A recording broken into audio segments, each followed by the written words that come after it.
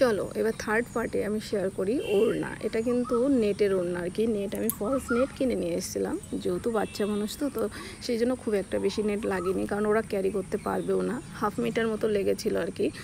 তো তারপরে সেম লেসটাই আর কি আমি বসিয়ে দিচ্ছি। এটা একটা মানে নিমকি নিমকি দেখতে আর কি লেসটা। তো আমি কিন্তু লেহেঙ্গা, ব্লাউজ আর ওড়না তিনটেতে একই কিন্তু লেস বসিয়েছি। তাহলে কি বলো তো, মানে দেখতে মনে হবে, যেহেতু এটা বানানো আর কি, তো দেখতে মনে হবে যে পুরো টোটালি একটা সেট আর কি। তো দেখতে ভীষণই ভালো লাগবে। তো দেখো কেমন লাগছে ওড়নাটা, এরকম টোটালটা দেখো এই যে। তো যাই হোক, ভেতরটা কিন্তু ভীষণ একটা ফাঁকা ফাঁকা লাগছিলো, যার জন্য কিন্তু আমি এই পাথরগুলো বসিয়ে দিয়েছি। তো এই পাথরগুলো ছিল একটা, মানে আমার কাছে ছিল এক্সট্রা আর কি। এগুলো আমি আগেও ইউজ করেছি আর বিভিন্ন কাজে আর কি।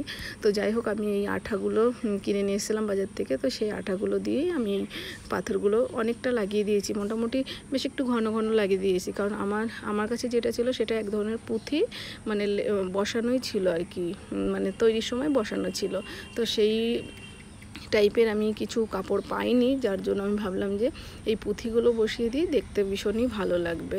মানে আমার কাছে ভীষণই ভালো লেগেছে। এটা অবশ্য ফেসবুক থেকে অর্ডার এসেছিলো। তো যাই হোক, ওরা কোনো কমপ্লেন করেনি। তো দেখো কেমন লাগছে। অবশ্য নিচের ফ্লোরটার জন্য হয়তো কিছু একটু কম বোঝা যাচ্ছে, কিন্তু আমার কাছে ভীষণই ভালো লেগেছে। তো দাঁড়াও, তোমাদের সাথে পুরো ভিডিওটা লাস্ট আরও একবার শেয়ার করি। মানে ওড়না লেহেঙ্গা ব্লাউজ টোটালটাই তোমাদের সাথে আমি আরেকবারও শেয়ার করে দিচ্ছি।